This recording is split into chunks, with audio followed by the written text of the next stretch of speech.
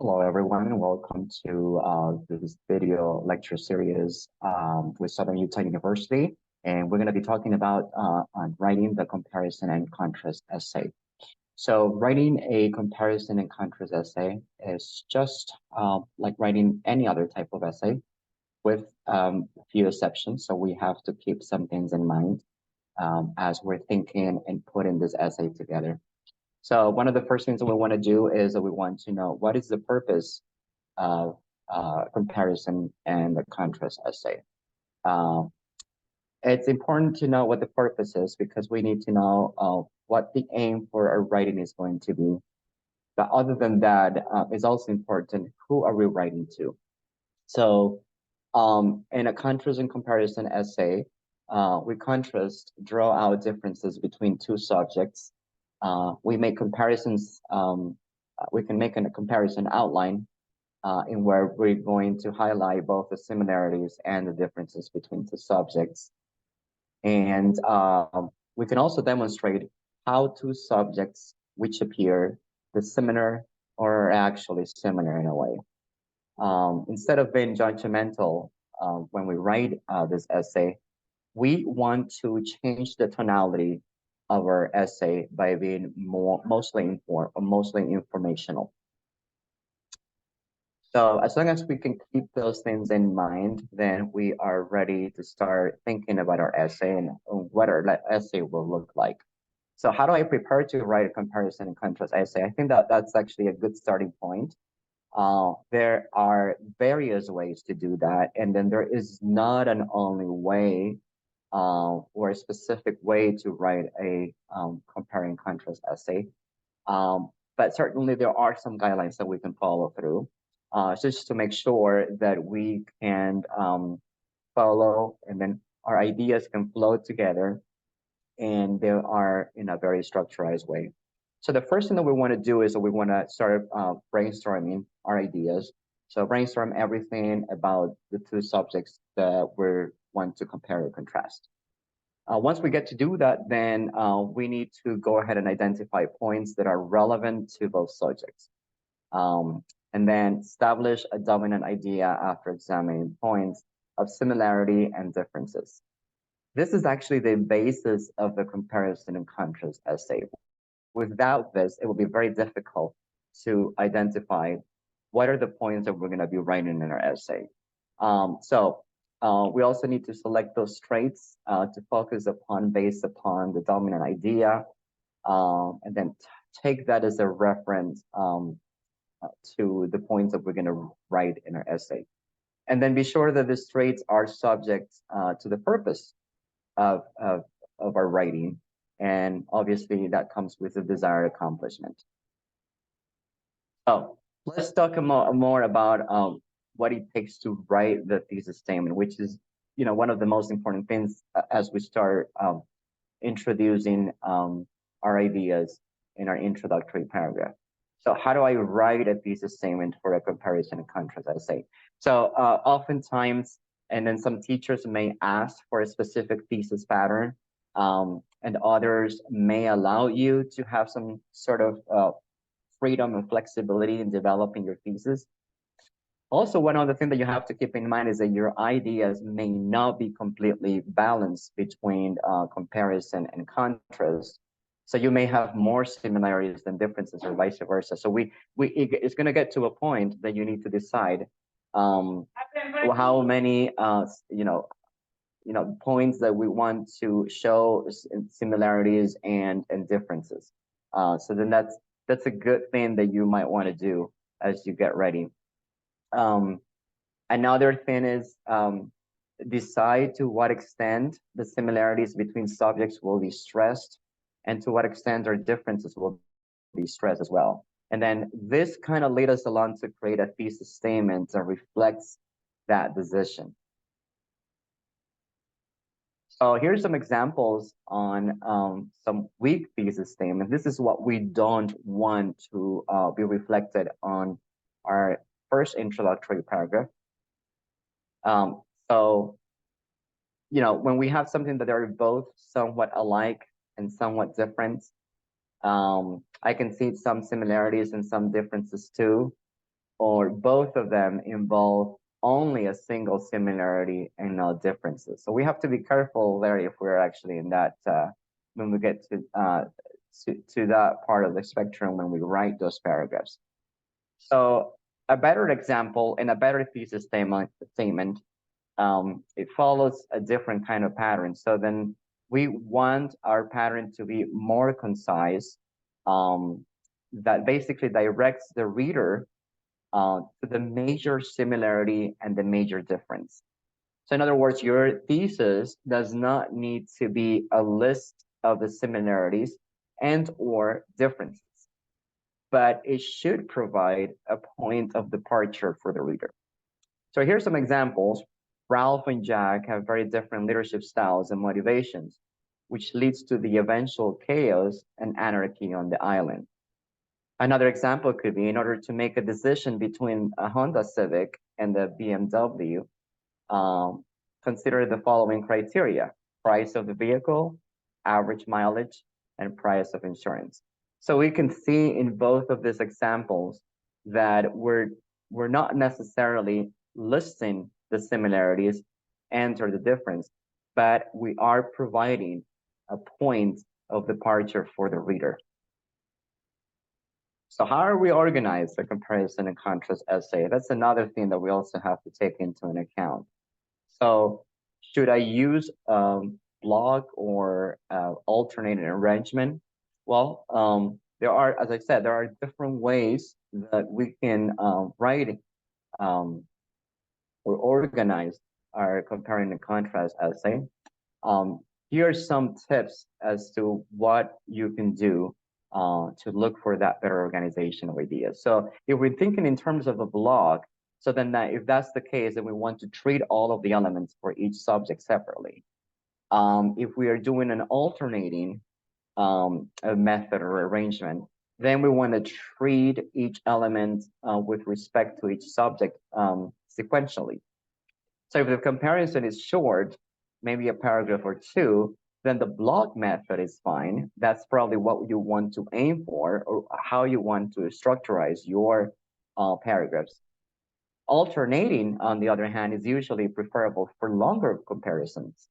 So there's a risk that a block essay will sound like two separate essays, weakly connected with transitional paragraph or sentence. So let's put this in a visual plane so then we can understand. So for the block method, your second paragraph would include all of the details from the top of the chart of the BMW, following by all of the details from the bottom of the chart for the Honda. So your conclusion would provide some type of final analysis or evaluation based on the evidence presented in the body paragraphs. Now, as part of the outline block method, so this method is also referred to as subject by subject or whole to whole. With this pattern, whether that is AB, AA, or triple B, or AB, which is equivalent to a person or place or thing or idea, idea number one, or NV, person or place, thing or idea number two. So you first discuss all of the details for one subject, in this case, the BMW, and then all of the details for the second subject, the Honda Civic. The conclusion will reach some sort of final evaluation about the items you have chosen for your paper. So if you were writing about cars, then you might conclude your paper by making a selection based on the criteria. So for example, based on the excellent mileage, the low cost of insurance, and then the price of the vehicle, the Honda Civic will definitely be my choice when I buy a new car. So this way, we follow an outline. As I said, it's more structurized, but at least we have some sort of organization and a structure for our essay.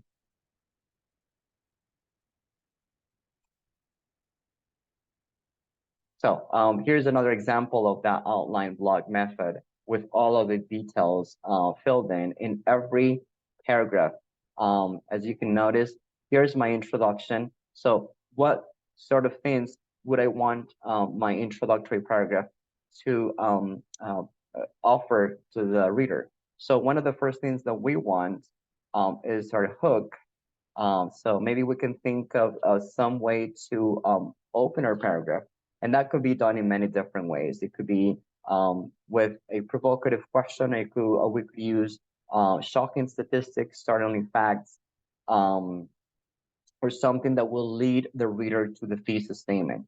Then another common thing that we can do in the introduction paragraph is provide background information. So once we have our hook, our opener, then we provide some sort of background information, and that will lead the reader to the thesis statement, which is the actual purpose of your essay.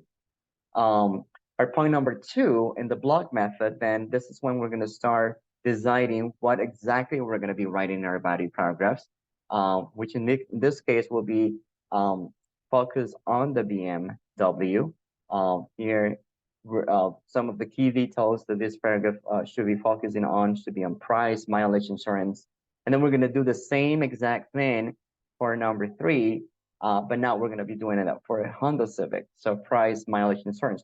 Notice that we have used the same key points because in this case, we're just comparing. So then we are drawing similarities with this topic. And the conclusion, of course, this is where we're going to be emphasizing major ties. And then this is where we're gonna do our evaluation. So what? So maybe which one is better? We have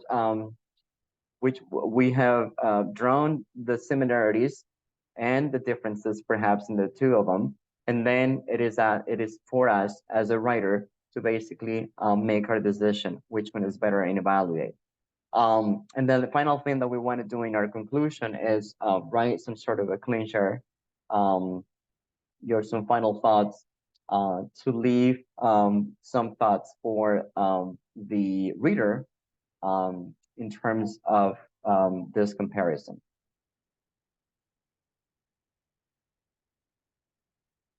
So for the point-by-point method, on the other hand, your second paragraph will include all of the details about the price of the car for both the BMW and the Honda Civic. Your third paragraph will include all the details about the mileage for both the BMW and the Honda Civic. The fourth paragraph will include the details about the insurance for both the BMW and the Honda Civic. And your conclusion will make some final analysis or evaluation about the cars based on the evidence provided in the body paragraphs. And the outline or alternating method in this pattern, whether that is AB or AB, you provide details about both your subjects in each paragraph, and you should follow the same order in each paragraph as well. For example, if you begin by discussing the BMW, each subsequent paragraph should begin with the details for the BMW. Another part, and also known as modify block, introduces the two persons or things in the first paragraph. Then you will focus on their similarities in the second paragraph, and then focus on the differences in the third paragraph. And finally returns to summarize the comparison and contrast. So you might want to choose a pattern that fits your topic and the length of the paper and stick with it. What we don't want is a mixture of all of these methods, which will lead the reader to confusion. But as long as you can stick with one method that fit your topic, then that should work for you. So what are the rules of thumb with comparison and contrast essays? Well, We want to make sure and be sure to discuss both subjects equally in terms of coverage. We also want to make sure to discuss the same elements for each subject and do not discuss one element for one subject and not do so for the other. Then we want to decide either upon block or alternate arrangement. Do not mix them, and then obviously have our clear purpose to achieve in the comparison and contrast. Another thing that is also useful when we're writing, especially when we are focusing on comparing and contrast essay, is the use of indicators. Another word for this is just use transition words. Now, why do I need indicators? Well, a good reason for using indicators in your essays, and especially in this type of essays, that good comparisons or contrast essays feature the use of an indicator, words to convey to the reader at any given moment whether a comparison or contrast is being made and the nature of it. And we get to do that by using these indicators or using these transition words that will help you and will help the reader guide and help you as the writer, but then also the reader guide him through your comparisons and contrasts. So there are different words that we can use if we want to compare. We can use all of these words here also as in the same way, like, likewise, similarly, comparable, equally, in addition. Want to contrast, although, but, even though, however, on the other hand, otherwise, yet, still, conversely, as opposed to, different from, or whereas. So make sure that you use these transitions in your paragraphs. And then once again, it will guide your reader through your comparison contrast. I hope this has been helpful to you. If you have any questions, please do let me know. And I'll be happy to help you just formatting your essay. But this should give you a lot of tips to get your essay organized, and then it can flow in a good way. Thank you.